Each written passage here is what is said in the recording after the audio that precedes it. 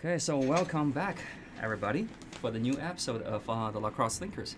And today we have Chris Hardie, from the CEO of the Seven River Alliance, which is a non-profit organization. And today we will be talking about the economies and also local labor market for La Crosse. So I actually never know you were a UWL graduate. I am a UWL graduate back in the good old year of 1986. That's like 34 years, right? We were talking about, like, when Chris came here, he was talking about he hasn't been in this building for a long time. Yep, I spent a lot of time in this building when the university had a mass communications program, so that was my major. That was great. Okay, so could you tell us a little bit about the history and the mission of the Seven River Alliance? Yeah, absolutely. So the Seven Rivers Alliance really has its foundings back in the late 1990s, early 2000s. There was a group of community leaders, both government and business leaders, who felt that we needed a different approach to economic development. That because of the unique geography and the fact that we're in a three-state area here, that we needed more of a regional approach to economic development. That while it's important for each municipality and maybe county to have its own economic development people, we were missing the bigger picture by not taking a more regional approach. So that was first called United Coulee Region and then eventually changed to Seven Rivers Alliance. And so that was the beginning of the how Seven Rivers Alliance got founded. It was realizing that we had to include both Wisconsin, Minnesota, and Iowa and approach it from the perspective of not looking from it locally outward, but outward in, because we know that economic development is larger than a single community. Interesting. So how do you guys tackle the problem? Do you make plans and then suggest to the government, or actually do you actually have the funding to make some decisions? So it's a combination of a few things. So first of all, we represent 14 counties. 9 of them are in Wisconsin, 3 are in Minnesota, and 2 are in Iowa. About 60% of our funding comes from the state of Wisconsin through the Wisconsin Economic Development Corporation. There are 9 regional economic development organizations in Wisconsin. So Wisconsin has been divided into 9 regions. The Seven Rivers Alliance is one of those regions. So we get some of our funding from the state, and the purpose of that is since Wisconsin Economic Development Corporation was founded under Governor Walker back in 2011, 2012, they came up with the idea of having these regional entities. So some of my work is trying to make sure that we're doing state initiatives on a regional level and on a local level. So we are working on things like site development. We're working on things like workforce creation and those kinds of things that the state has invested money in. And then 40% of our funding comes from members. And so we have various companies and entities in the area and individuals that give us funding. And then that helps us to launch programs that fall in not only with the state, but also with what we need as a region. So we have a strategic plan that we just updated. Last year we spent a significant amount of time updating our strategic plan that is now set out for 3 years. So we have specific goals and objectives that we want to reach over the next 3 years. And much of this is grounded in a very comprehensive workforce development plan that Seven Rivers Alliance did back in 2017. Yeah, that actually kind of reminded me, because the first time I hear about you guys is actually about the workforce from one of my students, actually. And if my memory is correct, you were talking about like there will be, you create more jobs. A lot of people is going to retire because they are already after 55 back then. So within 10 years, we will have a 10,000 positions which we cannot fill. It's actually worse than that. It's worse than that? Okay. Yeah, could you actually give us a rough idea how the workforce is doing? Yes. Would be delighted. So what the Seven Rivers region faces is not unlike a lot of other parts of the country, is that we have an aging workforce. The boomers, that big population bubble, is now moving its way through the retirement. And so we have a significant amount of our workforce that is reaching retirement age. Through the year 2026 is what the projections were on our regional workforce study, and it looked at actually a 16-county area. We included 2 more counties just for economic development reasons. And we are going to be over 15,500 jobs short of what we need. And the driving forces behind that are the retirees that I just talked about. But the other aspect of it is that we have exodus from this area. We have people who leave this area and go to work elsewhere. If we could retain the workforce that actually lives in our area, we would be okay. But because of some of our positioning, we lose workers to Rochester, Twin Cities, Madison, and many of our young students decide that they may leave the area and go to college and then go elsewhere to find employment. So those are the major factors that are leading to this workforce shortage, which has really kind of changed the world of economic development a lot. Interesting. So how is the economy? Are we going to create more positions also during in the next 10 years? So there's definitely going to be a need for more positions, and those are really across the board.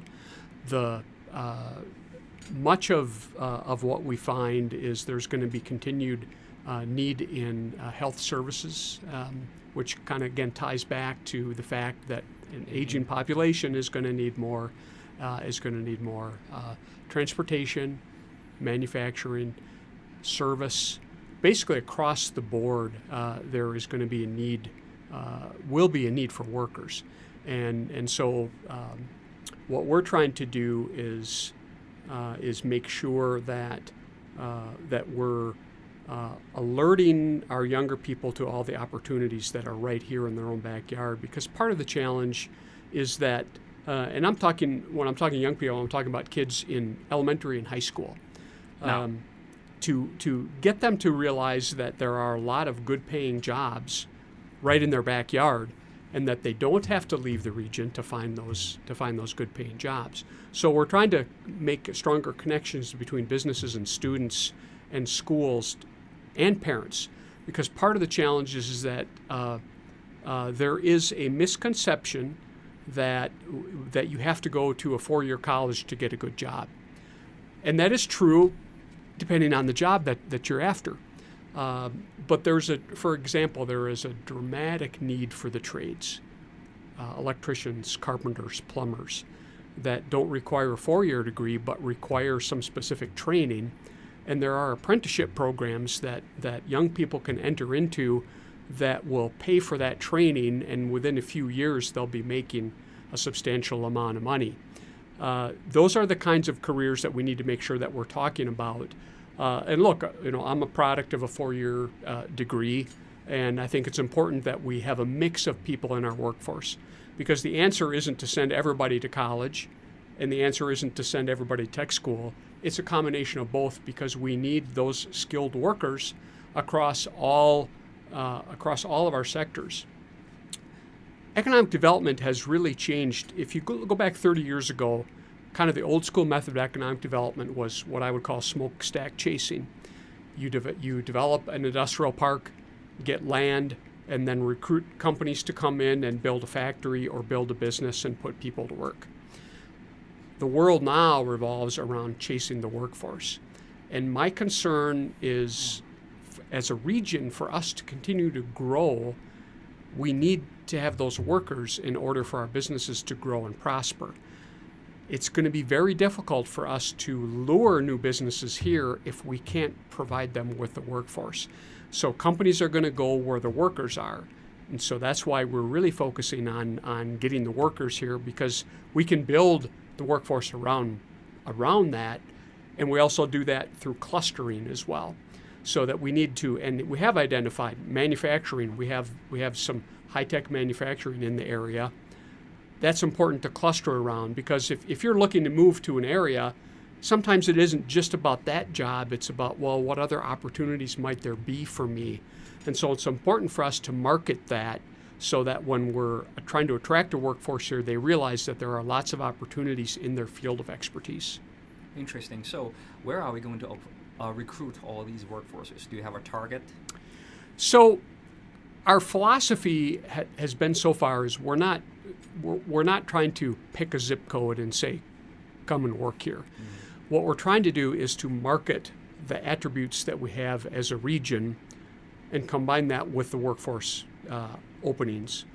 And what I mean by that is we're looking at how do we market this wonderful attribute and asset that we have that is the Seven Rivers region. It's the bluffs, it's the river, it's the quality of life, it's the excellent school system, excellent healthcare system, safe neighborhoods, easy commuting. All of those are great assets that we have that if you're a young family looking to live somewhere, those are kind of on your list of things to check.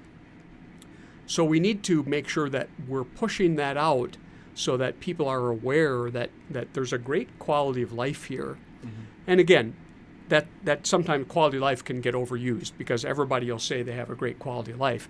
But when you layer that with the tremendous recreational resources that we have, I think that we've got a great story to tell that I would stack up against many other regions. And we need to find people who want to work in that kind of environment. Because the simple economics is that we traditionally, in Wisconsin, this region has always ranked close to the bottom in terms of per capita income compared to state average. And so in some aspects, and it depends on the occupation, but we're not going to attract people by, hey, come here and we'll pay you a lot of money. Mm-hmm. But we will offer you these other assets that you can't get in other communities. And so part of it, our strategy is marketing the region as a great place to live and work. And part of that is to understand that when we talk about a region, we may have, say you have a couple that lives in Holmen, mm-hmm. and one spouse works in La Crosse and another spouse works in Winona. That's a win for the region because we get somebody moving here and they're filling needed jobs. So that's why it isn't about marketing one community, it's marketing the region and plugging in all of those opportunities there are for work. Because they have recursive economic impact. Yes. As long as they move here. Yes. Interesting. So I remember 3 years ago when we talked about this, you kind of mentioned, if I remember correctly, that is, we do have some challenge on public transportations. Yes. And also affordable healthcare. Yes. And also housing price. Has things been better since then? So the three challenges that were identified in our workforce development plan were housing, transportation, and childcare. Healthcare is certainly a challenge too, but that wasn't one that was. It's awesome. Actually, I have been a lot of places. This is awesome. Yes. La Crosse is super good. So those were identified as potential barriers for us in attracting a workforce. And let me give you some real life examples when it deals to childcare, because that's an issue that I've been spending a significant amount of time on. And people say, how is childcare connected to our workforce? Well, if a family can't find affordable childcare and they have children that need to have childcare, they have some financial decisions to make. And what is happening across the region is the number of childcare slots has dramatically decreased over the past 20 years. And that has put some of the region into a childcare desert where there simply isn't enough childcare available to take care of the children. Community of Winona, Minnesota just did a survey, and 29% of the people who responded to the survey said that they have either removed themselves from the workforce or have taken alternative employment because they can't find childcare. So what we're dealing with is the people who live here are significantly unemployed or underemployed because they can't find childcare. You have maybe one spouse that's working part-time or working a night shift in order to juggle the childcare. So that's a real drain on our economy. We did another survey in Jackson County, and we asked employees specifically, were they happy with their child care and some of the issues they were having with child care. One of the questions was, how many hours a month do you spend dealing with child care issues while you're on the job? And some of them were up to 5-6 hours a month that they were spending dealing with issues of child care on the job. That's a loss of productivity. So I did an analysis, and again, it's not a direct analysis because this would assume that there's being no work done during that time. But I use that if they're doing something else while they're not working, I then project it out to the Jackson County labor force of how much this costs the employers in Jackson County based on the number of people by sector. And it was over $1 million a year in lost productivity. Within the whole county? Within the whole county, yeah. Okay. Yeah. And that's one county in our region. So our message is to employers is you got to become involved in helping us to solve child care, because it doesn't make any sense in the world of economics. If there was such a scarcity, you would think that there would be people opening up child care centers all over because of supply and demand. The challenge is it's a highly regulated business, and they are having a difficult time finding their own workforce. The average wage for a licensed child care provider in Wisconsin is $10.33 an hour without benefits. Many of them don't have any benefits at all. So it's difficult for them, and they can't raise their prices, which would be the other supply and demand tool, because parents wouldn't be able to afford it. Very few would be able to afford the high price. So they're kind of being squeezed by those two elements. So we need to increase the capacity of childcare so that, number one, we can free up those underemployed people who can't because of the childcare situation, and number two, recruit people in. I've talked to many, many businesses who have lost the potential for good employees because they're moving to the area and they ask about childcare. Yeah, it's kind of hard to find. Sorry, I'm not going to take that job. That's a huge challenge for us. So and childcare is layered with transportation and housing because all three of those are needs.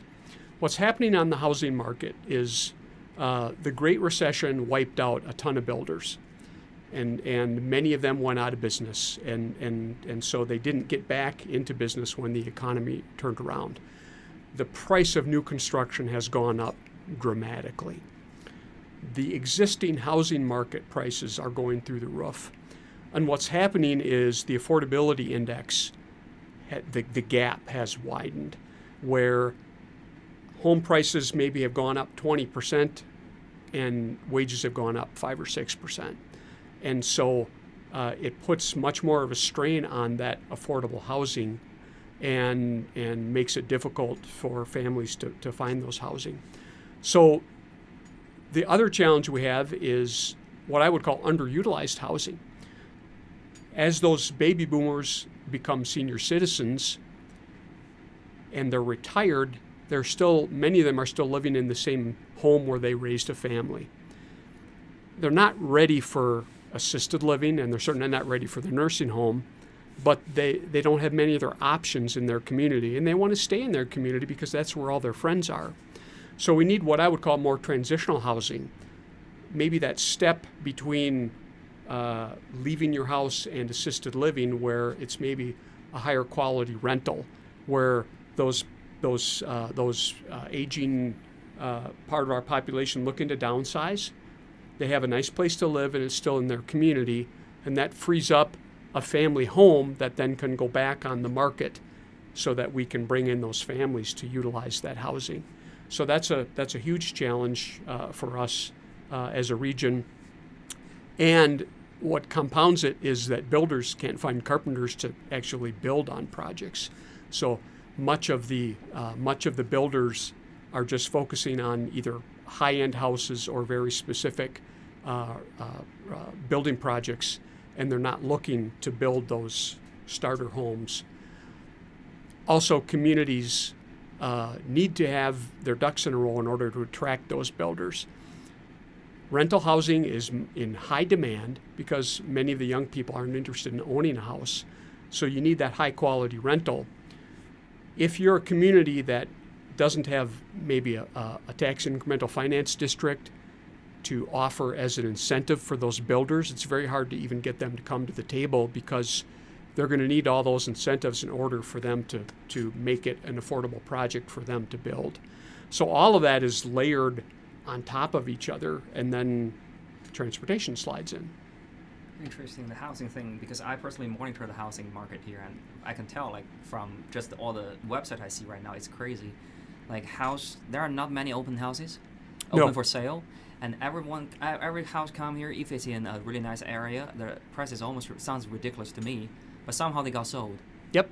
So that's for me, that's counterintuitive. But now I listen to you to explain what's going on. So basically, we don't have any builders. We don't have enough builders to come here to afford housing. Yes. So they either come here build a really high pricing, Yep. high-end homes, which is only for a very small group of people, or they just don't come. Yeah. So what you're suggesting is we just offer high-end rentals for people who are thinking about downsizing when they get older. So Well, that would be housings. Yeah, that would be one solution. So how do we create more inventory on the market? And one would be, let's get those family homes back being used by families, and so find a way to move those houses a little more. The other challenge we have is in some of our rural communities, they don't have any development land at all. I mean, they're very limited as to where people can build. So we need to do an inventory of all the existing buildable space for people who may be looking to build. But much of the rental market has been focused in Holman, Onalaska, that area there. And the reason for that is because there's obviously a growing population, but it's also more cost effective for, if you're coming in and say you want to build a 16-unit apartment building, it's more of a sure bet to build it in that market than it would be to go out on a limb in some of our smaller communities and build rental housing. In particular, many of these builders are getting the state and federal tax credits as part of their pro forma to make it work on paper. And so it's difficult for these small communities to say, hey, come and build rental here, when they don't have those kinds of incentives that they can offer those builders. So one of the things they're looking at on a statewide level is how can you give a builder some of those tax credits that they can split between communities. So say a builder says, look, I want to build 48 units, but I'm going to build 16 in this town and 16 in another town and still be able to be eligible for tax credits. And that would help to then spread those out. Because an 8 units in some of our rural communities would make a huge impact on the market. 8 units in La Crosse or Holman is not much, just because of the population base. Interesting. So actually, you need governments from multiple counties to actually collaborate on this to offer the incentives to make it consistent. Yeah, that is one of the things that needs to be done. So, for example, City of Black River Falls and Jackson County, they have opened up some additional land for development, and they're offering reduced rates on the lots if you guarantee that you're going to stay there for a certain amount of years. And so there are some communities that have realized that the advantages of having an increased population and more of that property tax base, it's worth them to offer some of those incentives. I also saw something in the southern La Crosse. If you buy a certain kind of house and remodel it during the next 5 years, and the government kind of offer like $10,000 tuition reimbursement for like 5 years or something like that. So you're trying to tie the education with the housing here too. I can picture a young family coming here, getting trained and have a day job and somehow remodel the house with a very cheap price. And if you stay long enough, it seems like a win-win-win for everybody. It is. So that's So there is the La Crosse Promise project in this La Crosse community, Promise. and that's the premise, is that let's get young families in here and reinvest in neighborhoods, if you stay there for a certain amount of time, then we will guarantee that your kids get a college education, and they'll also offer incentives to make that housing affordable. One of the many projects, and I'm glad you brought that up, because one of the important things is taking care of our existing housing stock. Because when you're a municipality, it's all about revenue, and that's property tax revenue. So if your housing stock is deteriorating, then your revenue continues to go down. So it's important for many of our communities to make sure that they're encouraging their residents to fix properties. La Crosse County has done a nice job with its blighted properties, where they've, in many sense, purchased the worst home on the block, replaced it with a new house that fits in with the neighborhood character, and then you can watch development happen around it. It's just bit by bit you make a difference when you're doing that, because the answer to growth and development isn't necessarily let's continue to build houses out in our coulees. We need to make sure that where we have our infrastructure already in place, that we're utilizing that to the greatest extent that we can. Cool. So I think you give a very clear picture on the three things, including housing, transportation, and daycare. Now, with all the time you work at Seven Rivers Alliance, do you see the trend is actually everything is actually turning over? The housing price is actually going in a nice trend. Did we do enough? And also, the healthcare, the child care. Do you see any people more child care is opening up? Well, people are feeling better about it. So, I think that there's a stronger awareness about the challenge of child care. Okay. And I think that there are more businesses now who are going to be willing to step forth and be a part of the solution for child care. What do they do to help? Well, so it's going to vary a lot by community and a lot by business. Now, not every business is a UWL or a Gunderson that can build its own on-site child care center. However, that doesn't mean that they can't partner with an existing child care center.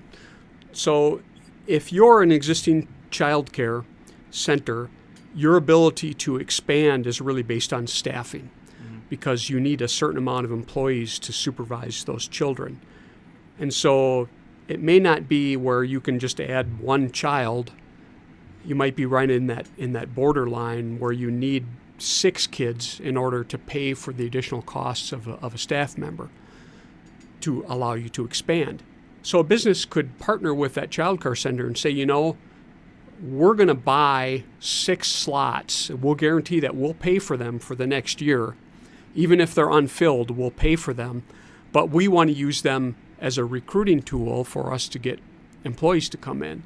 That's great, yeah. And then it's a win for the child care center, because they have that guaranteed income that makes it a little less risky to do that expansion. It's a win for the company, because what a great recruiting tool to say, hey, come work for us, and we've got this great working relationship with this business. Or it may be a business that has some underutilized space. Maybe they have a building or half a building somewhere that's not being used, and say, if somebody wants to develop that into a child care center, we'll give them the space. Take away some of that cost from the child care center to make them a more productive and profitable center.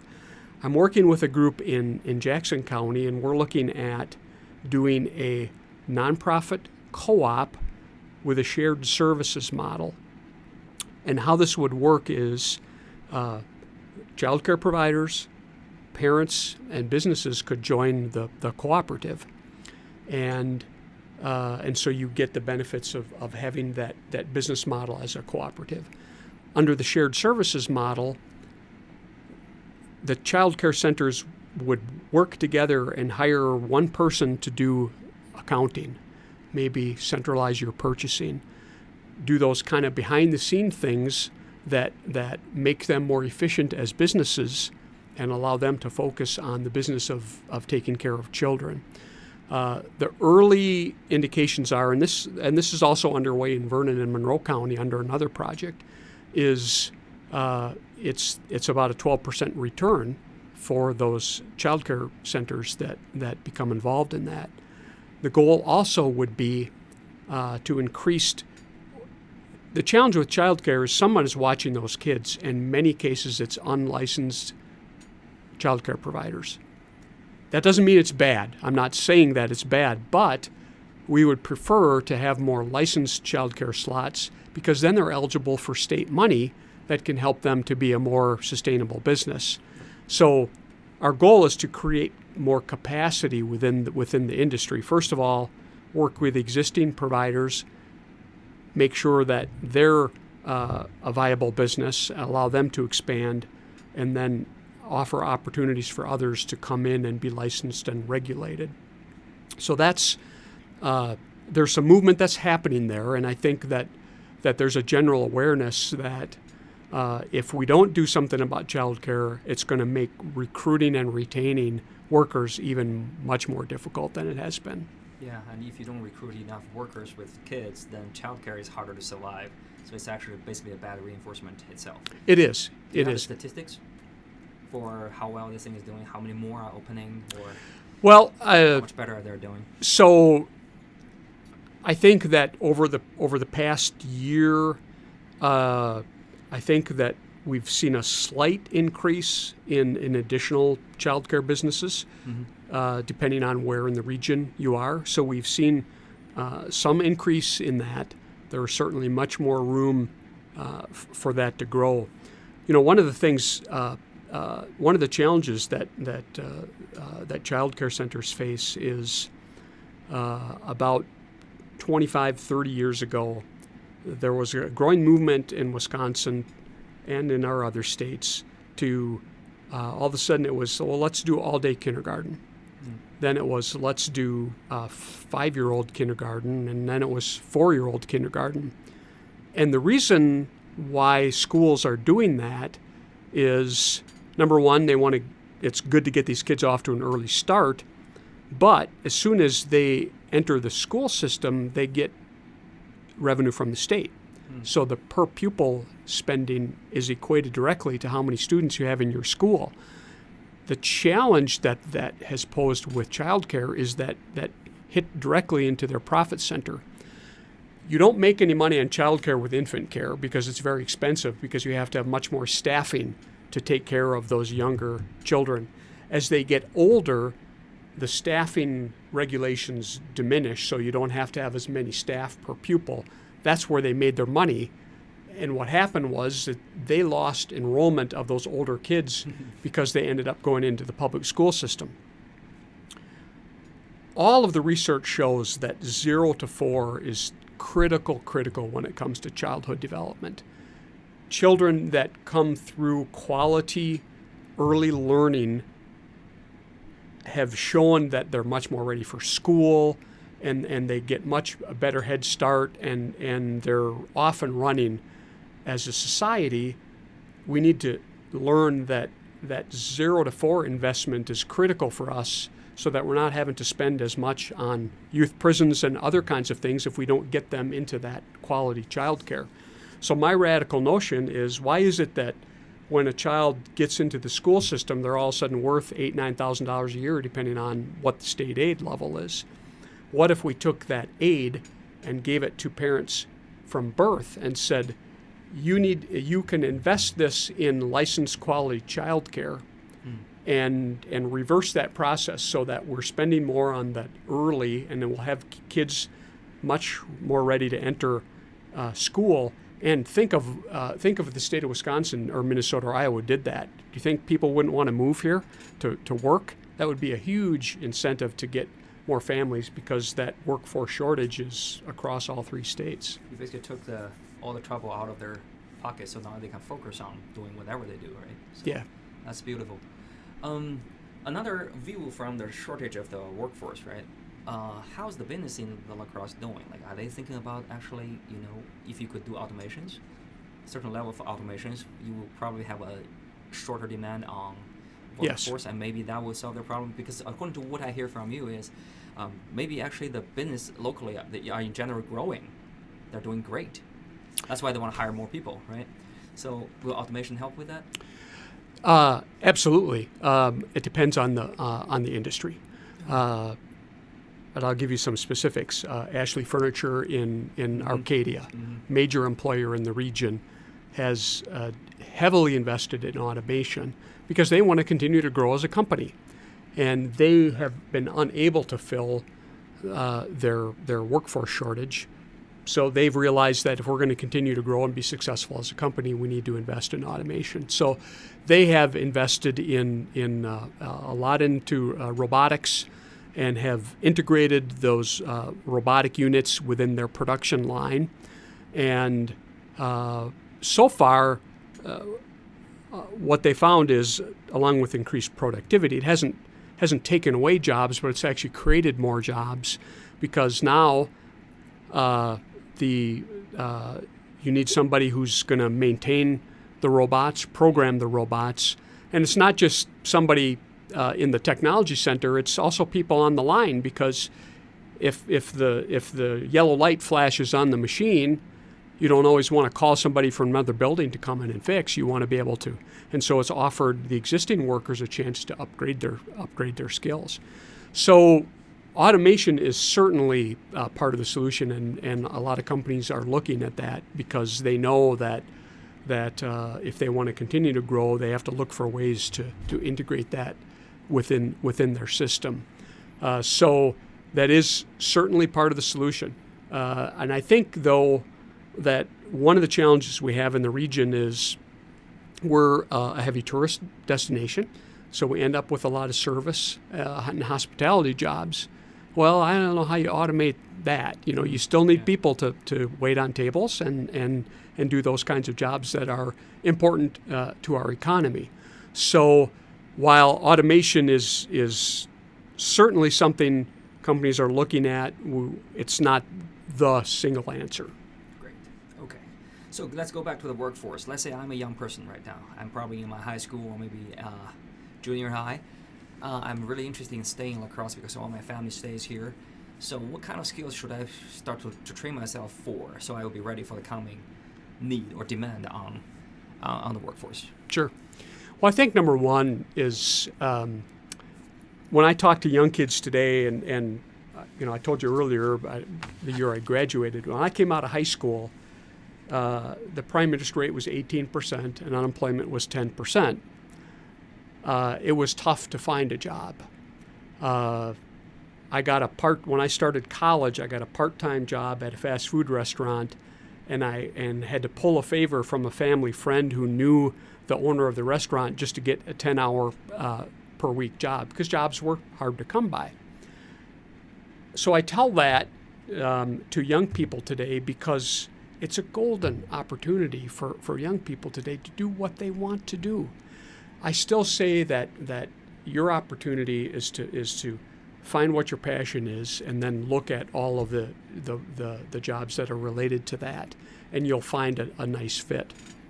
And I think that with the exception of a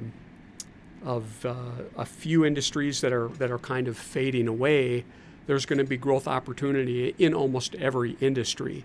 And here in Severn River. Yes, yeah, absolutely. Just because of the number of people who are retiring. So that's still my number one answer, is find something that you're really interested in. If you're not sure, then that's where the exploration becomes really important. So one of the programs we're working on is called Inspire. A few years ago, the state of Wisconsin mandated that all public school students get a certain amount of academic and career training. And many of them all of them are now using the same computer system that has tons of data about careers and how much you can get paid and what the educational requirements are. And so these students are doing a lot of online career exploration. Inspire is the business connection to that. So we've signed up over 120 businesses and 110 job coaches who then register on the system. So say a student who's interested in plumbing, for example, they go online and find out, no, there's a local plumber that's signed up for Inspire. They can then reach out to that business and ask questions, maybe organize a tour, and get questions answered about careers. So businesses can connect with those students so that we can start creating those relationships.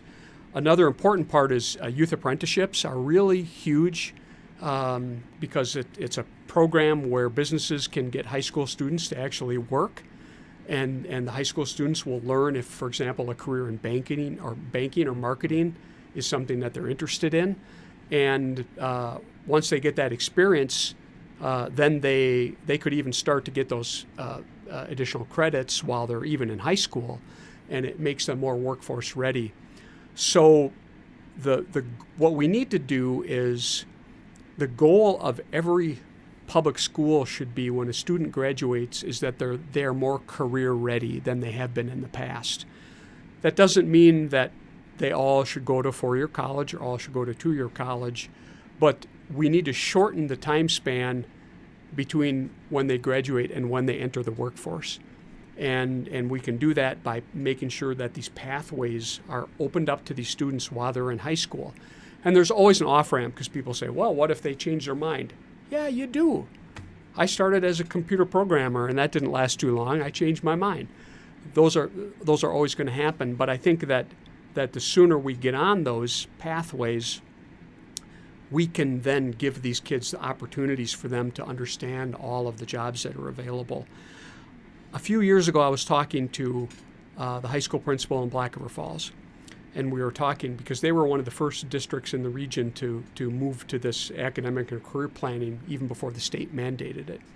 And I was talking from a workforce perspective, and I grew up on a farm, and I learned the value of hard work on a farm, and it's paid dividends in my career because you just learn that work ethic gets instilled in you. And I mentioned to him, I said, give me these kids a summer on the farm and I'll teach them how to work. And he laughed. He said, yeah, I agree with you. He said, Chris, here's what you don't understand. He said, you would be shocked at the number of students we have in school who don't know what their parents do for a living. And I paused on that for a moment, because if these kids are not, if career and work is not discussed in the home, then where do these kids learn it from? We're expecting the public education to pick that up, another burden we're placing on the educational system. So parents need to be involved in this discussion and realize that if their student is interested in being a mason worker or a carpenter, embrace that, because there are great opportunities for them. 2 years ago, we did an apprenticeships and internships event, and we had two young men from Melrose Medoro High School, a local high school. That year, they were building a new school building on a big school construction project.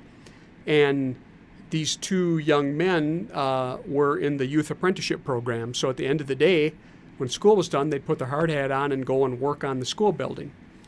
And they enjoyed it so much that when they graduated high school, they went straight into the registered apprenticeship program.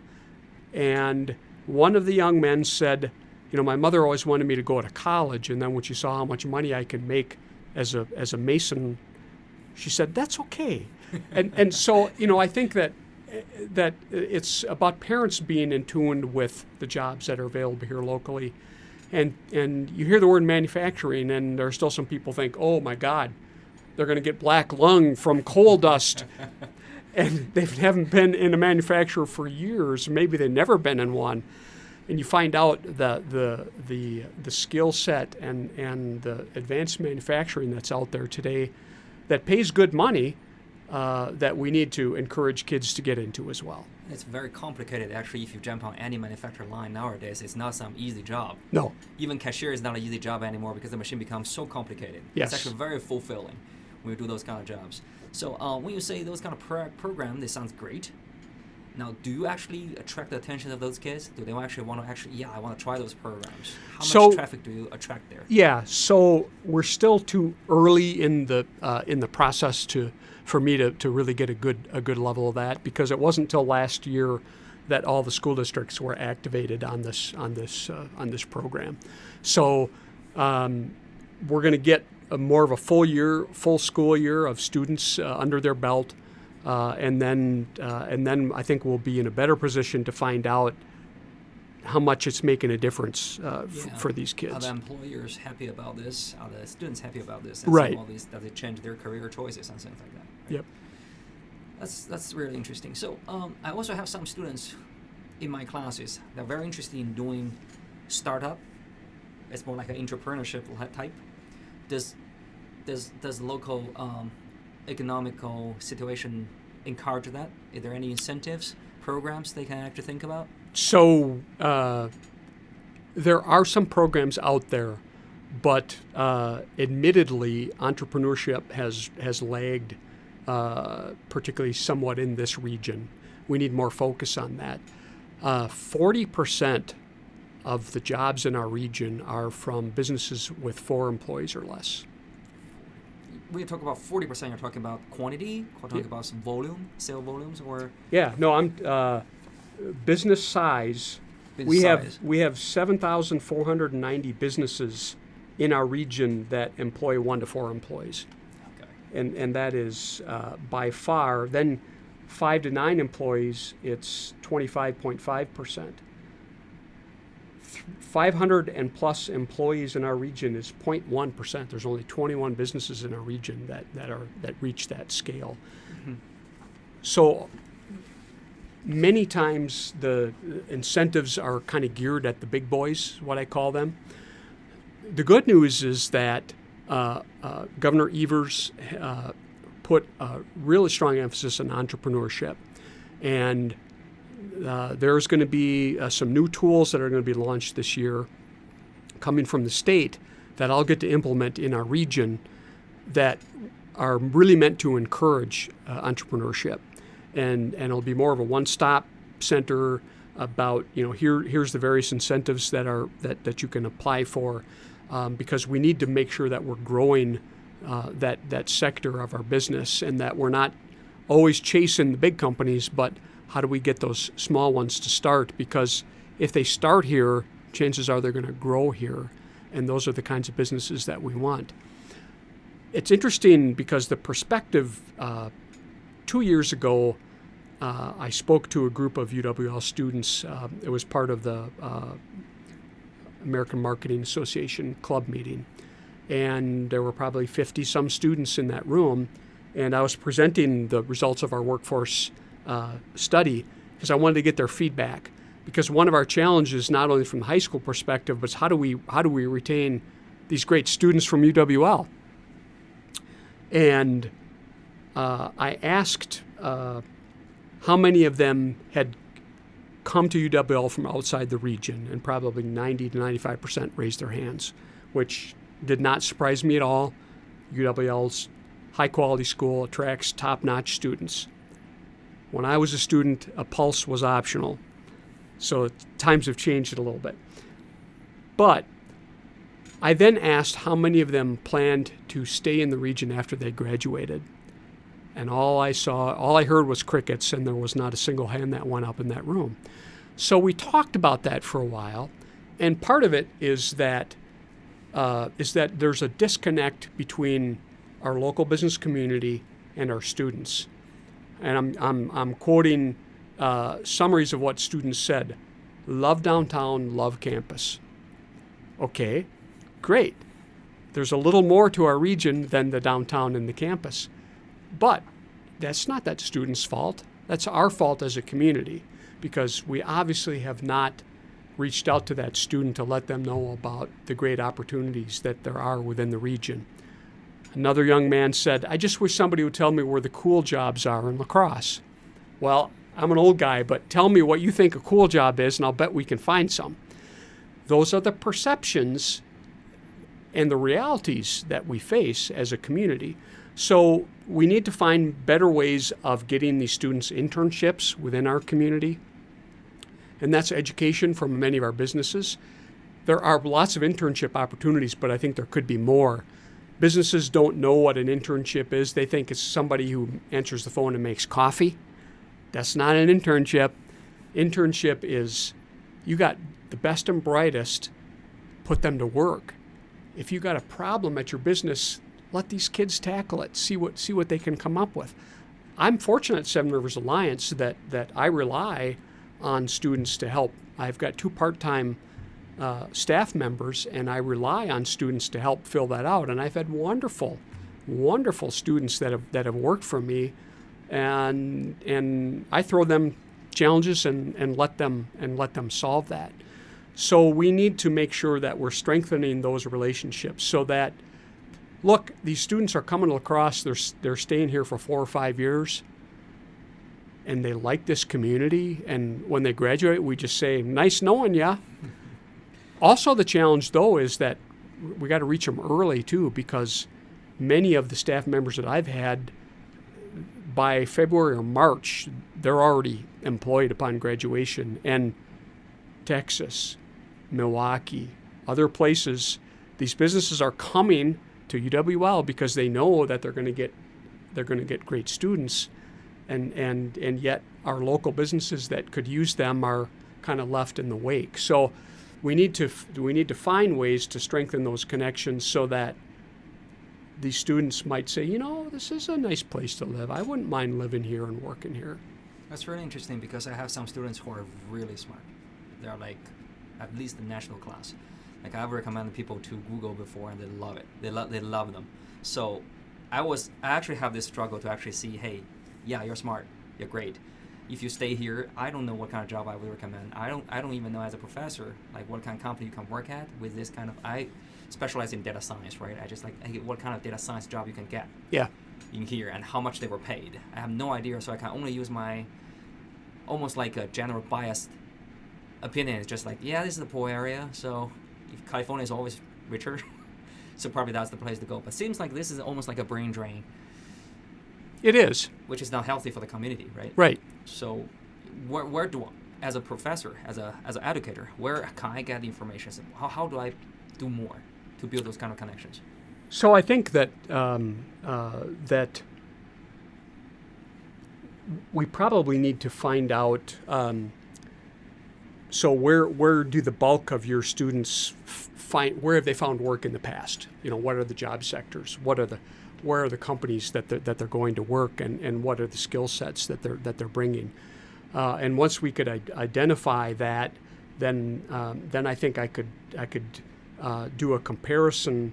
Even data-wise to find out what companies in the SIC codes are matching those that are within a region, and find out what opportunities there might be within a region for those same kinds of jobs. Part of the challenge, and again, this is like reaching out to students, is particularly if you asked a kid in high school, would you be willing to work at a hospital? Oh, no, I don't want to deal with sick people. Well, yeah, there's lots of jobs at the hospital where you never have to deal with sick people.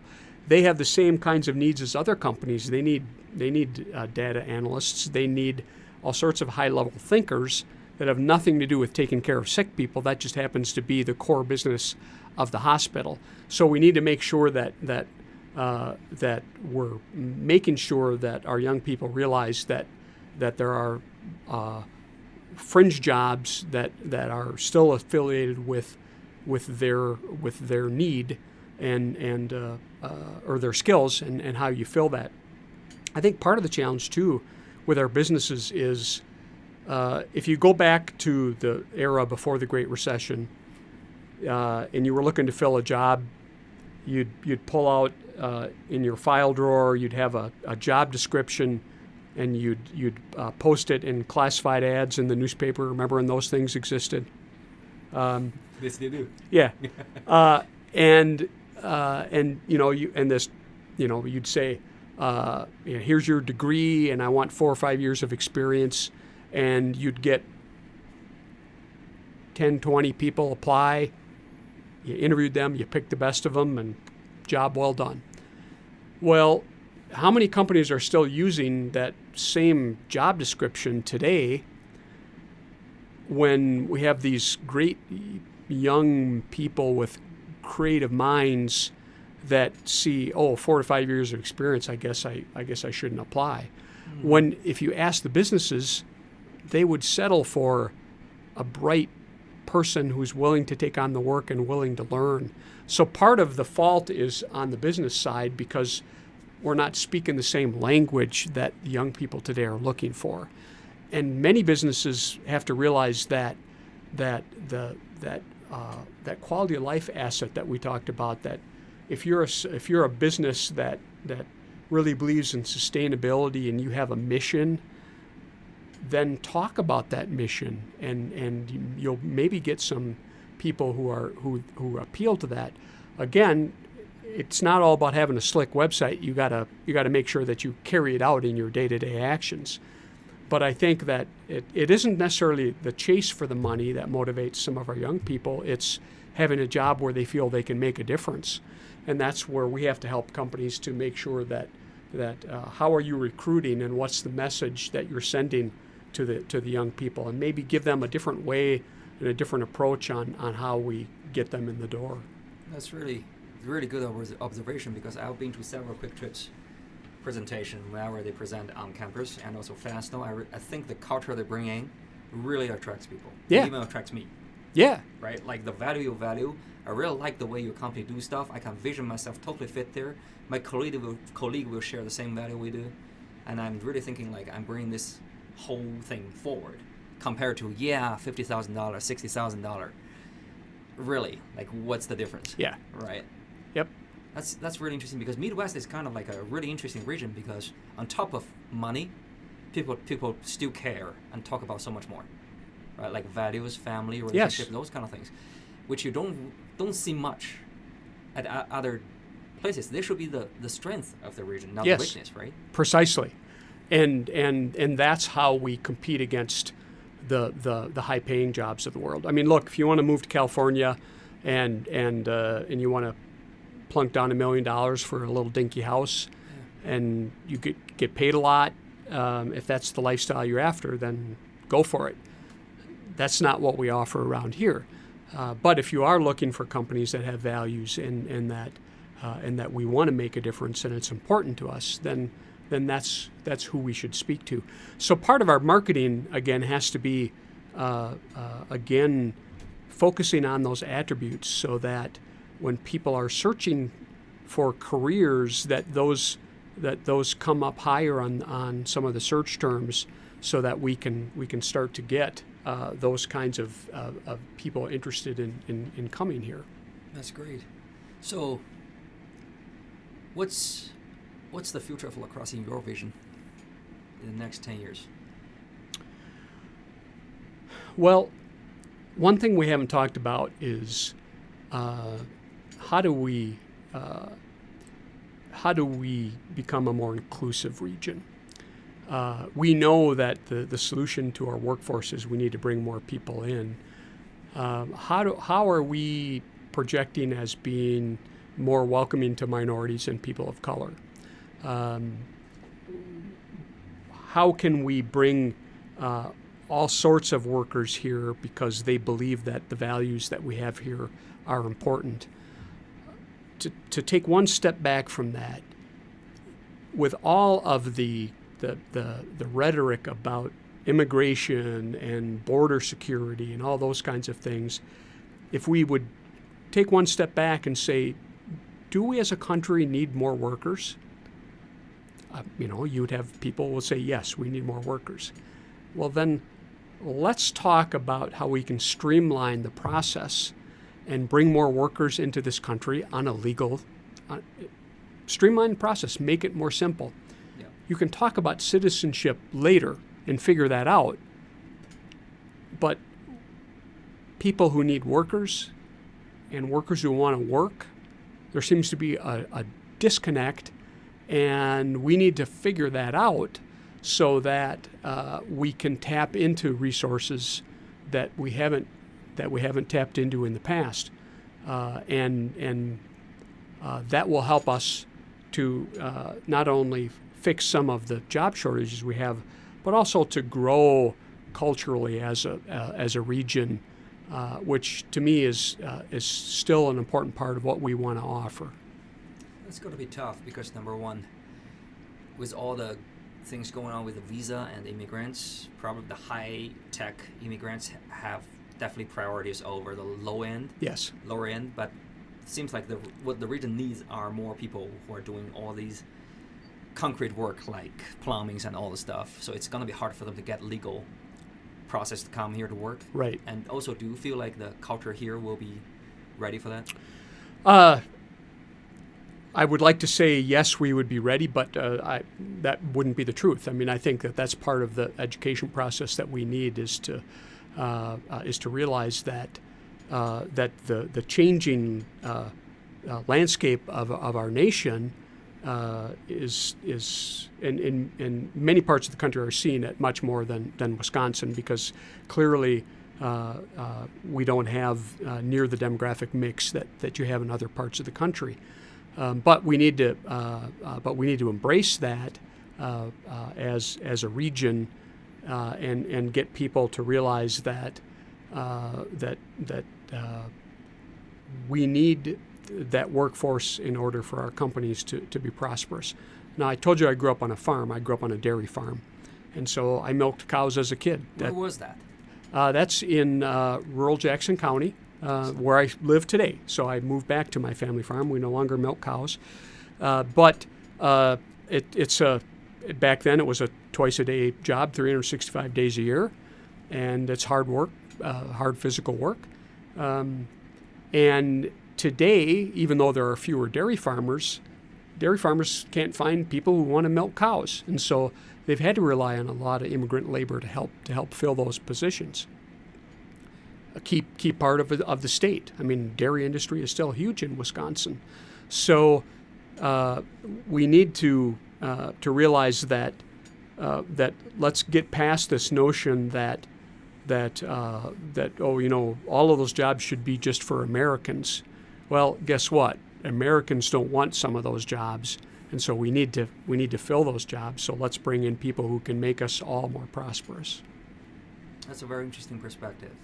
Actually, I've recently read something about the dairy farms and everything. How's the farmers doing in Wisconsin, Seven Rivers region? How the farmers? We focus a lot on the job market, but yeah. So it's been a challenging. It's been probably about at least a 5-year long-term economic downturn for farmers.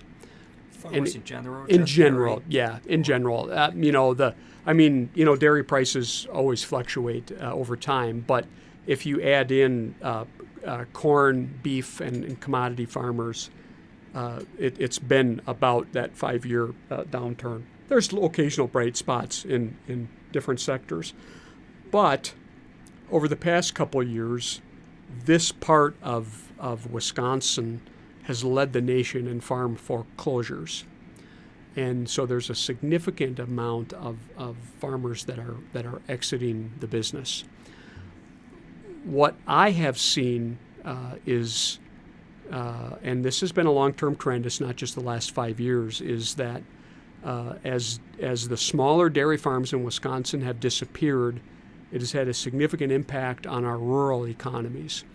So when I was a kid, you could go to your local small town and there was a feed mill, hardware store, grocery store, bank, auto dealer, and much of those businesses relied on farmers. Farmers would come to town, buy their feed, buy product on a local basis, and that dollar amount stayed in that community and kept to circulate.